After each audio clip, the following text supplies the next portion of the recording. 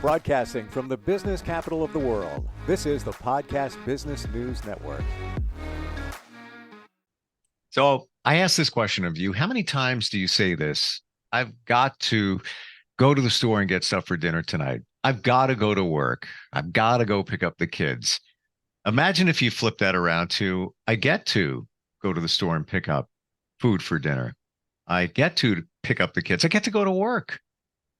The got to life, the get to life, the differences and how it can make a huge difference in your life is what we're going to talk about today with somebody who is an amazing counselor for marriage, communication. He works with couples all the time, individuals moving their life forward.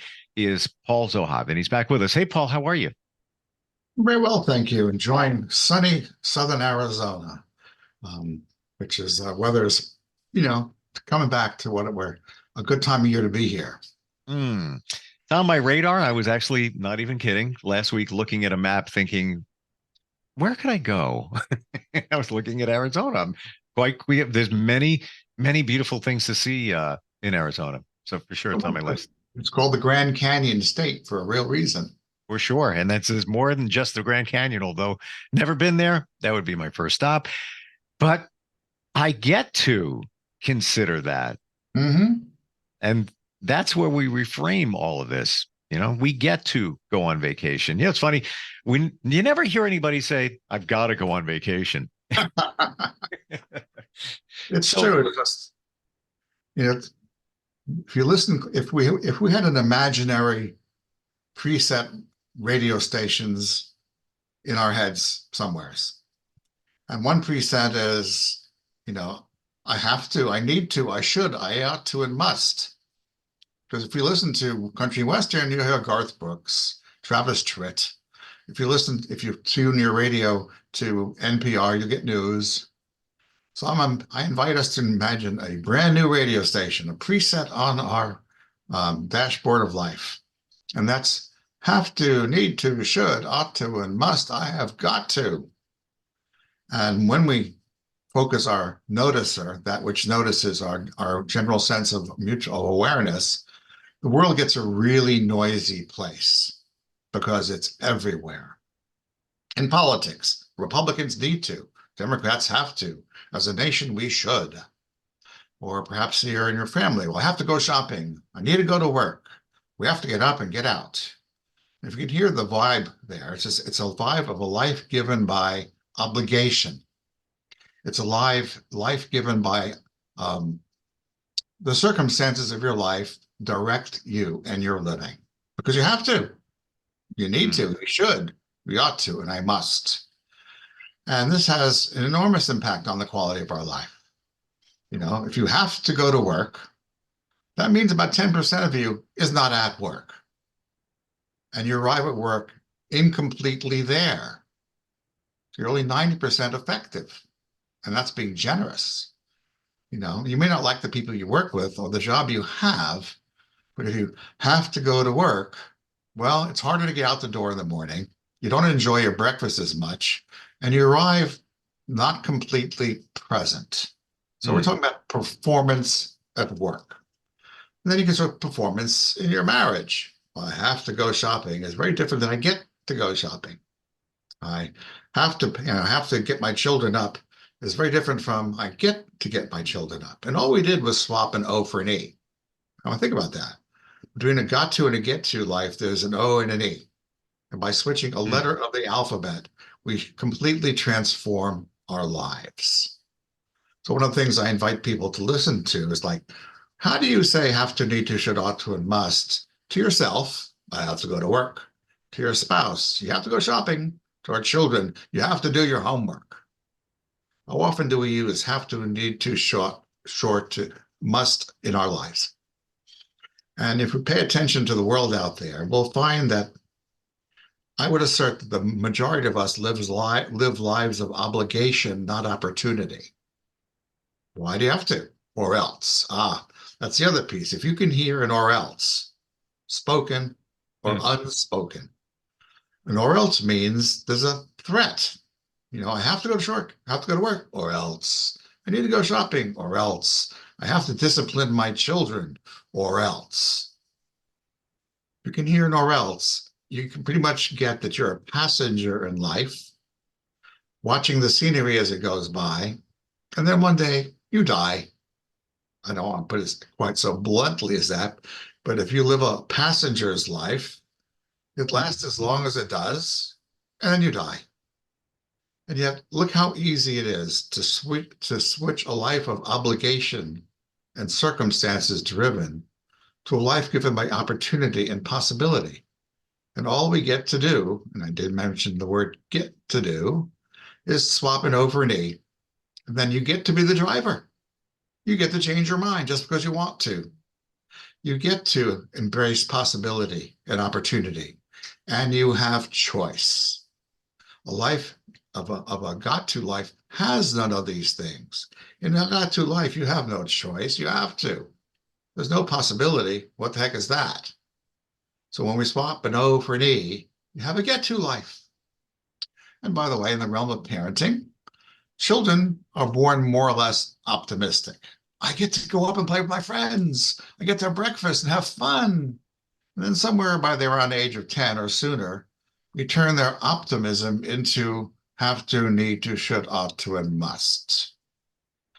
And as parents, you might notice that if you use opportunity-given language to a child, they're more likely to say yes. You get to get up so we can have breakfast together and go out to see grandma. That'll more likely get a parent a yes. Let's get out of here and let's go. Then we have to get dressed. You have to brush your teeth so we can have breakfast, and we have to go to see your grandma. The difference is pretty striking. When you talk to a child with get-to language, you get to have children who say yes. Not always, doesn't always work. But if you speak opportunity language, because to a child, life is an opportunity, not an obligation. Children are not born passengers in life, at least not in this culture. Now, So, Paul, how do you address this? Somebody says, all right, well, great. I'm going to change my mindset. Hmm? The reality is work needs to be done. Gets to be done. I'm trying to change this up here. I get what you're saying. I understand it fully. And I agree. But for those that try to look at it in a different way, there's work. There's this responsibility here. There's this responsibility here. There's this responsibility here. It needs to be fit in during the day. It's a lot of things that need to get fit in. How can somebody change their mindset? It's there. All these things need to be performed. We can't get around it. Well, And tell me what you just said. Switch what you just said to me, the last three sentences, into get-to language. There's things that get to be done, not need to be done, get to be done, get to be fit into our schedule. So just repeat the things you just said, only use get-to language and see how it feels. I understand 100%, but they do need to get done. It's not optional. That's where I'm going. It's not optional. And if we look at it as you get to, I totally understand it. But aren't you still, many could say, I'm still a passenger because these things have to be performed or they get to be performed. But you're not taking them. There's no way they can be removed from your list of things to do in a day. Well, do you have a say in your life, or don't you? You get to, you work for a job X, your manager says X, and you could complain till the cows come home, but you get to do the job, or you get to find another job. And again, based upon what I said earlier about performance, if you're only 90% present, and that's really generous for many of us, that missing percent reduces the quality of your results. A initiative, a paper written, a project initiated for company X, because you have to, inevitably will experience performance issues. And you can have the same circumstances, but now you get to address how you use them. Do they have you? Do you have them? And you Hmm. may not like it. You may be, oh, this is a terrible idea. I don't agree with this idea at all. And since you're working for company X or a member of family Y or a member of the congregation of X, we get to change our minds and move on to another job. It is very damaging to surrender the control over your life to an obligation, a circumstance. Who's in charge of your life? Have to or get to? Now, Okay. if we reframe it to the get to, that mindset that now I'm in charge, I'm looking at it in a different way. How does that benefit us in terms of our feeling, our mindset, all of that? Really, just in the book I am about to publish, I'll mention that later, there's a whole practice sheet where you get to write down all your have to, need to, should, oughts, and musts. And the next column, just switch them to get tos, just for the sheer opportunity and the learning opportunity of that. But I get to life, I have to, life is depressing. You wake up, I have to. I get to, you know. You know what I feel? It comes from a place of gratitude. So let's look at this. Let's pick some tasks that are going to be performed, right? And we look at them this way. When it comes to work, you get to go to work. Now it comes from a place of gratitude. You get to go to work because you have gratitude for having a job that can support you to buy the things that you need. Kids got to be picked up from school. Instead of saying, oh, I got to go pick up the kids. Yeah, I'll be right back. Yeah, I get to go pick up the kids from school. From a gratitude angle, you have gratitude because they take place in after school activities. They have the ability to. There's many children that can't and are, and let's say they're in wheelchairs. That's another plus. Oh, yeah, I have to go to the store and pick up stuff for dinner tonight. Then you flip it around. I get to go to the store, place of gratitude again. I have the money to buy things to support my family with a healthy meal that they will enjoy. So now that I'm looking at this, I think it really does come from a place. It's gratitude. You're expressing gratitude. If you're spiritually inclined, one of the first prayers some religions say, I'm grateful to you for returning my soul to me so faithfully. Great is your loyalty and joy and generosity. The first thought for some people, when they are their prayerful kind, they just thank people. Hey, I'm back. Wow. Gratitude is the flavor of the moment when you open your eyes. It's when you heal from a disease. I mean, you could have a gracious, gratitude-given life or an obligation life. The vast difference, we have to get out of here, is very distinct from we get to get out of here. Which one will get you out the window, out the door faster if you have to go or if you get to go? Yeah. And it's been said before by many that even just expressing gratitude first thing in the morning and writing 3 things down can really start moving your life forward. Well, considering also parenting, the child says, do I have to do my homework?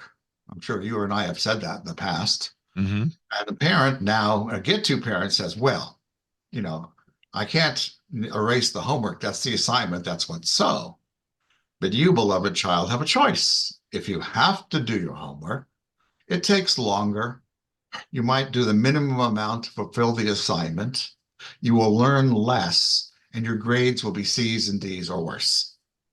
If, however, beloved child, you get to do your homework, chances are you'll get to it sooner. You'll get more out of the experience. You will learn more, and your grades will be B's and A's. So I can't disappear the homework. It is completely 100% up to you, beloved child, which way you go. Have to do homework? You get to do homework. Like there's even an old joke where his man says to his wife, "I hate Sunday school. The kids don't like me." And she says, "But you're the principal." Um, got to. It's a world of difference in two vowels. Mm. And parents are now because they, do I have to clear the dishes? Do I have to do the homework? No. In our family, we can say this. You can just take it on as a family practice. There is nothing you have to do in this family. Everything that you get to do as a member of this family. Think about this. Teenagers, they're busy finding themselves independence and self-actuating themselves. And you say, listen, we are a community as well as a family. We get to do the dishes. We get to clean our rooms. We get to go to work. We get to wash the cars. So in our family, from now on, we can try this out. We don't have to do anything here. We get to do everything here because we are a family and we are a community. Mm. I can truly see this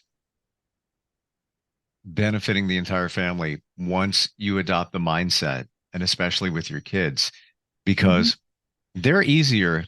They're not as jaded as we are as adults. It's easier to make them feel that, yes, this is a plus, that your homework is not a negative. It's a positive. You get to do homework. What does that enable you to do from a perspective of gratitude? It enables you to learn more so that you can graduate even stronger down the road. All of that. When you put all those pieces together, it's a big deal. Do we have to pick up your toys before dinner?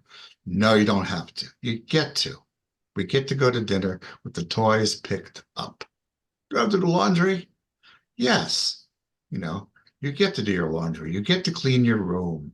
You get to be polite. You get to apologize. I mean, some couples come to me because they have to, or else they'll be in divorce. And usually that's if divorce is midnight, they show up at around 11:30 p.m.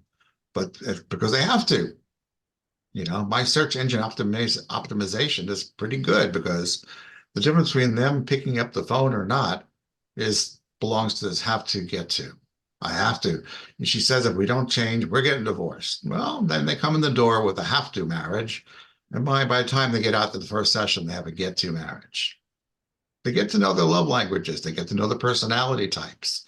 They get to the skills, insights, and best practices for a marriage of mutual honor and respect that will grow to last their lifetime, perhaps beyond. I want to have to couples become get to couples. Then they get to come back. And we talk about divorce here. I want to press just a momentary pause button here on the Got to the Get To. There's a conversation that came up among some people over the weekend.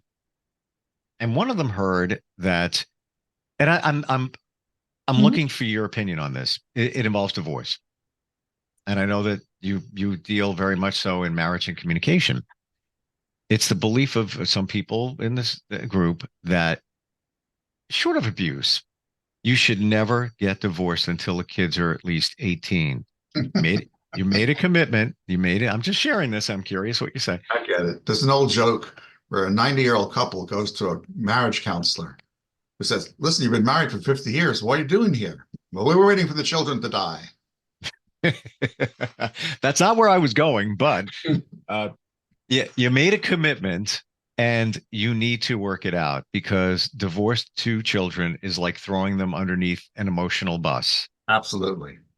So you need to work it out. Again, short of, physical and verbal abuse, but that's over to the side.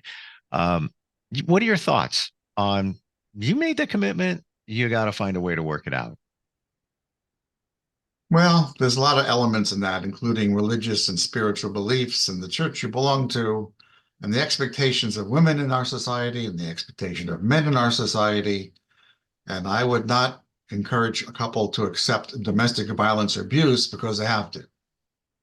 I'm factoring that out. I took that out, and let's take away the religion aspect and just center on what it's doing to the children.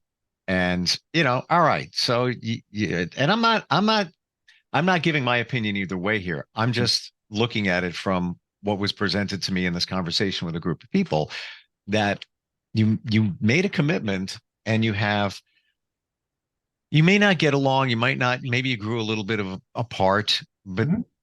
there is therapy, counseling for that. Um, do you feel that you should try and work it out to the best of your ability, and you made that commitment to the children? Well, stuff happens. And the question is, do you rehearse old behaviors that you learned from your father, from your mother? How they yelled, how they screamed, how they threw things, how they kicked the dog. I mean, I started out as a domestic violence counselor, so it's pretty vivid. But what if we honored marriage and communication coaching, for instance? You know, um, things like domestic violence and infidelity and cheating and divorce are symptoms. They are not the cause. And if we understand, or when we understand that these are symptoms, then the natural question is, of what? Hmm. And if you start having a breakdown in your relationship with your spouse, for example, there's a couple. They only have about an hour overlap in the course of a day. He works 2 to 12. She works from 8 to 11. And as a family, as a marriage, they only have 1 hour together over the course of a day. It's kind of hard to speak love languages and celebrate, have quality time, acts of service when you're so busy surviving your life rather than thriving your life. And so at that point, you get to go someone like me, marriage and communication coaching, and we'll take a deep dive into the choices that you've made that distort the quality of your marriage and influence the lives of your children. Because when the old phrasing is little jugs have big ears, they hear everything we say, and then they make their conclusions about what life is and what life is not. Is not. And last week I mentioned the person who learned that she was about to be abandoned. That was her takeaway from childhood. She was going to be abandoned. And for the next 50 years, she enters relationships with one foot out the door and a bag packed, just to protect herself from being abandoned. This is, children are not abstract thinkers until about the age of 12. And even then, they're not particularly brilliant at it. So they're pretty much concrete. They see the parents yelling, screaming, their neighborhood's full of drug dealers and needles on the street. A child will naturally pay attention to that, and they'll form a neural map of their world so they can navigate it. And things like divorce throw an enormous rock into the pond of their life. Hmm. Children are struggling to find what makes sense in their world naturally, inevitably, and the quality of the information we provide them will inevitably shape the relationships they'll have down the road. We get to, as parents, listen. We don't react to our children. We get to create a family where nothing is obligatory. It's all by opportunity. Divorces are about 50% of first marriages are in divorce. And according to the Census Bureau, 60% of second marriages also wind up in divorce. Only now you have children. We can probably eliminate most of those percentages by simple, great communication training in schools, good modeling, good communication and relationship skills in our churches, in our families, in our communities. And children will inevitably grow up to be healthy, full-functioning, self-motivated adults. Because we get to. Because we can. Yes, exactly. We wake up every day with can rather than cannot. How do we connect with you? If somebody wants to learn how to adopt that get to life, learn how to change their communication within their marriage and all of that, how do we find you? Can be found at marriageandcommunication.com, marriageandcommunication.com. You can contact me through the contact. You can enjoy these videos, the ones where you and I, they're all posted there, or all our videos we made together are there. And they can call me at 520-297-3085. I generally respond within hours because pain sells. And if it all took all that pain for you to pick up the phone to call me, I will answer. You have the book coming out. We're just about out of time. Book is this the book that contains, you call it recipes, or it's in a recipe format? It's in a recipe format. The very first paragraph or two is literally do this and you'll get the result. The following paragraphs are only for those who are interested in going deeper. And yes, and it seems, love languages, personality types. Just do the work, get the results.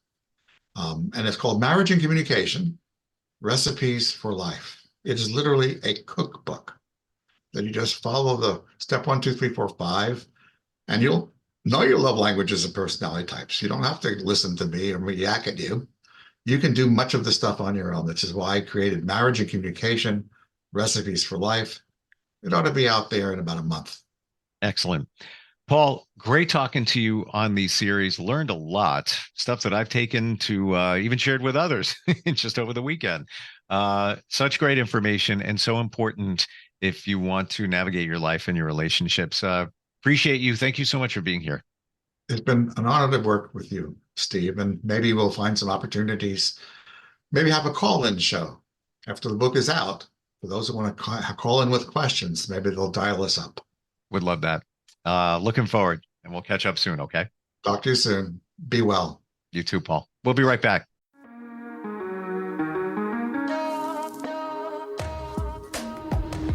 Broadcasting from the business capital of the world, this is the Podcast Business News Network.